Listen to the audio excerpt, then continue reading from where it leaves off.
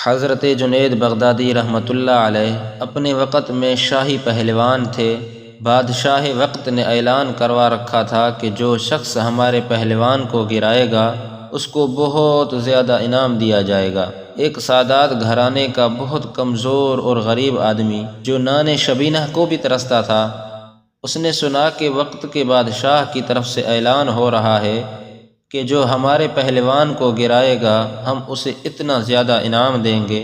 اس نے سوچا کہ جنید کو تو زمانے کا رستم کہا جاتا ہے، میں اسے گرا تو نہیں سکتا، مگر میرے گھر میں بہت زیادہ غربت ہے، مجھے پریشانی بھی بہت ہے اور میں سادات میں سے ہوں، اس لیے کسی کے آگے جا کر اپنا حال بھی نہیں کہہ سکتا، چلو میں مقابلے کی کوشش کرتا ہوں۔ چنانچہ اس نے جنید سے مقابلے کا اعلان کر دیا۔ وقت کا بادشاہ بہت حیران ہوا کہ اتنے بڑے پہلوان کے مقابلے میں ایک کمزور سا آدمی۔ بادشاہ نے اس سے کہا کہ بھائی تو شکست کھایا جائے گا۔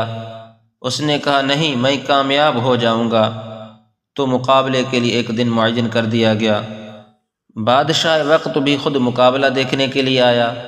جب دونوں پہلوانوں نے پنجہ آزمانا شروع کر دیا تو وہ سید صاحب کہتے ہیں کہ جنید تو زمانے کا رستم ہے، تیری بڑی عزت ہے، تجھے بادشاہ سے روزانہ انعام ملتا رہتا ہے، لیکن دیکھ یار میں تو سید میں سے ہوں، لیکن دیکھ میں تو سادات میں سے ہوں اور بہت غریب ہوں، میرے گھر میں اس وقت پریشانی اور تنگی ہے، آج اگر تو گر جائے گا تو تیری عزت پر وقتی طور پر تو حرف آئے گا، لیکن میری پریشانی ہمیشہ کے لیے دور ہو جائے گی۔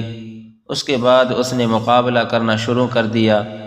جنید حیران تھے کہ اگر چاہتے تو بائیں ہاتھ کے ساتھ اس کو نیچے پٹک سکتے تھے، مگر اس نے نبی کریم صلی اللہ علیہ وسلم کی قرابت کا واسطہ دیا تھا کہ میں تو سادات میں سے ہوں۔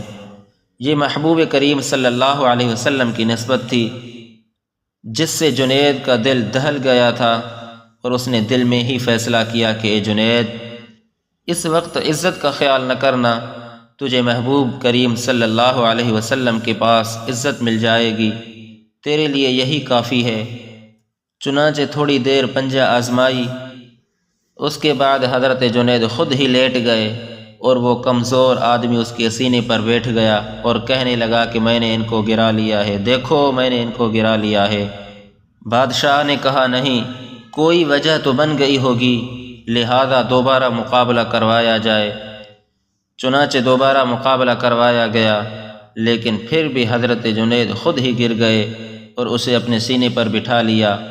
بادشاہ بہت ناراض ہوا، اس نے جنید کو بہت زیادہ باتیں سنائی، حتیٰ کہ اس نے کہا کہ جی تو چاہتا ہے جوتوں کا ہار تیرے گلے میں ڈال کر پورے شہر میں پھرا دوں، تو اتنے کمزور آدمی سے ہار گیا۔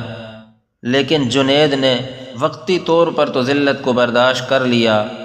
گھر آ کر بیوی کو بتایا تو بیوی پریشان ہوئی اور باقی اہل خانہ پریشان ہوئے کہ تو نے تو اپنی عزت کو آج خاک میں ملا دیا، مگر حضرت جنید کا دل مطمئن تھا۔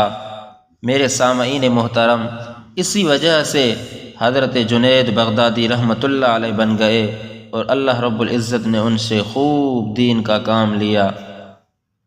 حضرت رابعہ بصری رحمۃ اللہ علیہ ایک مرتبہ کسی جگہ پہ کھڑی تھی، ان کے قریب سے ایک نوجوان گزرا، اس نے اپنے سر میں پٹی باندھی ہوئی تھی، تو انہوں نے پوچھا کہ بیٹا کیا ہوا؟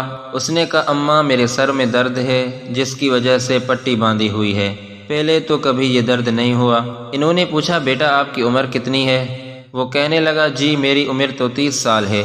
یہ سن کر حضرت رابعہ بصری رحمۃ اللہ علیہ فرمانے لگی بیٹا تیرے سر میں 30 سال تک یہ درد کبھی نہیں ہوا تھا، تو نے شکر کی پٹی کبھی نہیں باندھی تھی، تجھے پہلی دفعہ یہ درد ہوا ہے تو نے شکوہ شروع کرنا اور شکایت کی پٹی فوراً باندھ لی ہے۔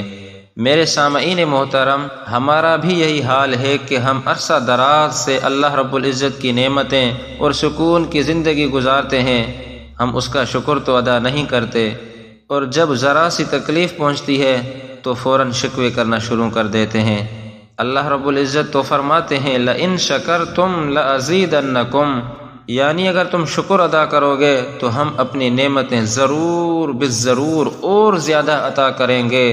گویا شکر ایک ایسا عمل ہے جس کی وجہ سے نعمتیں باقی بھی رہتی ہیں اور بڑھتی بھی چلی جاتی ہیں۔